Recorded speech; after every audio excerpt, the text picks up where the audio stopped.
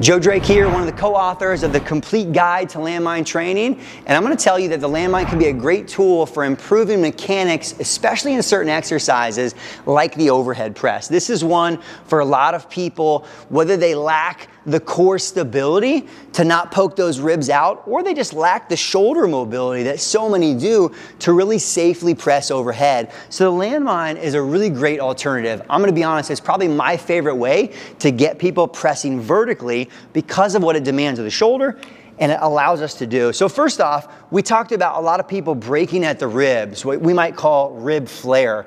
Now, one of the best ways to avoid that is to get the core engaged. And naturally, based on the position I'm here with the landmine, as that weight's coming down, it's already firing up my core, especially on this anterior core. So when I press overhead, it's almost impossible or hard for me to poke those ribs out. So that's step number one.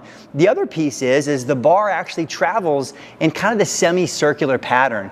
So because of that, when I do the landmine, whether I stay in position or even if I kind of push my body forward into it, it's a much easier, more natural motion for most people's shoulders, right? I don't have to necessarily be overhead the entire time as I come back down. And the last part of that also has to do with how we hold the bar, right? When we're landmine pressing, we've got that elbow tucked right to the rib cage, and we're really staying in line, a little bit more in line with what we call like the scapular motion of the scapular angle of the body, which is much easier on the shoulders than how most people overhead press.